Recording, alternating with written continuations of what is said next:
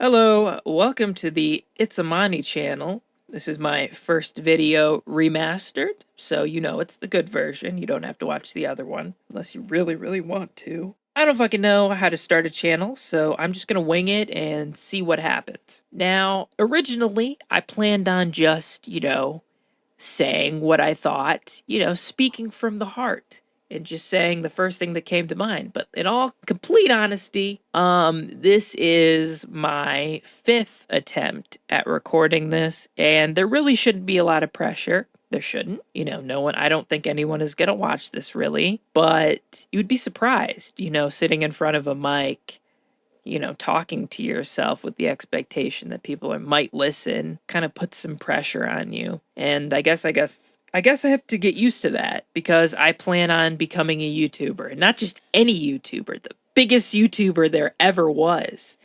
Yeah, watch out, Mr. Beast. Yeah, see, I forgot his name because he's just not even on my radar. I'm already like looking above him and I'm thinking, yeah, that's where I need to be. Anyway, how do I plan on competing with the biggest channels that exist today? Well, I am going to bring you premium content. And what I mean by that is I'm going to make whatever I feel like, but in a way that appeals to you. Trust me. Okay, so my basic concept is that I am going to make a content emporium. Now, what is a content emporium, you might be asking?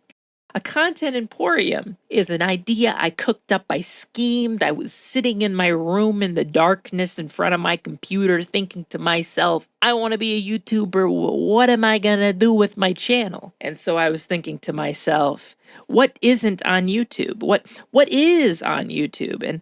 And when I looked up the ways that people start channels, the conversations that are happening on Reddit and Reddit, I saw that everyone was talking about you got to pick a niche, you got to do this, you got to pick your category, you got to super nicheify, find a thing that no one is talking about. And it just felt so constraining because I've seen all of these big YouTubers that have been around for ages, and from the looks of it, it doesn't look like they want to make the same kind of content they've been making for all this time, but there's like this pressure to do so. So I thought to myself, what is a way that I could make the kind of videos I want, the kind of videos that people want to see, and also let it have a long shelf life. And so I arrived at the idea of the Content Emporium, which is basically a channel that has variety content. But I'm not just talking about 3 different kinds of topics that I talk about. I'm talking about making commentary videos, video essays, gaming videos, reviews, and other kinds of videos that haven't ever been made before, and just mixing it all together. Because I realized that as a viewer myself, someone who's been watching YouTube since nearly the very beginning of YouTube in 2005, I realized that when I was much younger, I would watch one kind of content for a long period of time and switch up. But I realized that as I got older, it's been harder and harder to find, content that I wanted to watch back to back to back. And so I was just okay with just filling the void in my time with just, oh, this video might be interesting, that video might be interesting, and they're totally different videos, but it's just, mindlessly wandering my feed. So I realized, what if a channel was dedicated to providing variety content in that sort of way? You turn your channel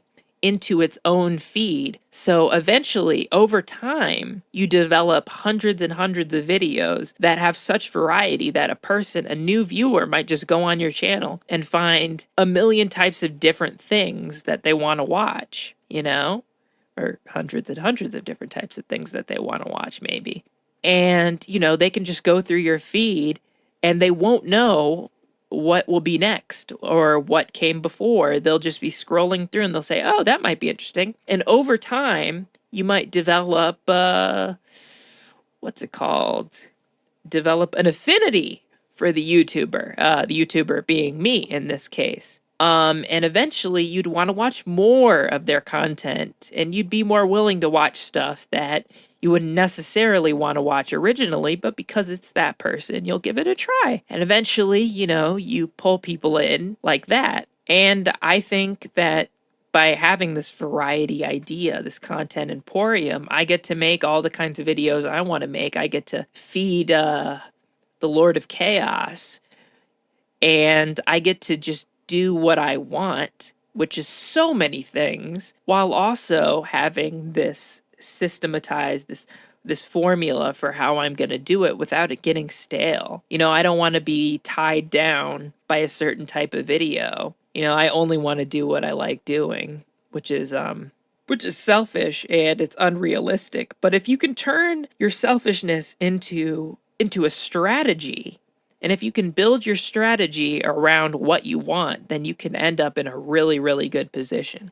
I don't know that from experience, but it sounds right. So that's what I'm going for. Anyway, we're going to keep this video pretty short because it's a first video and because it's premium and, you know, yeah. So anyway, I hope you look forward to seeing what I have to offer. I can't make any promises on quality, but I can promise you that I'm going to make the most interesting videos to someone. Someone's going to find it interesting, and that's enough for me. Anyway, don't subscribe because you haven't seen any of my real content yet. It would be kind of silly if you subscribed to my first video because it's a first video and I'm not going to be making a first video part 2. So who knows? Maybe you won't like my next video. So just look through your feed, and if you happen to see my video again, or if you think to check back on my channel, you know, just to see what happens in the future, then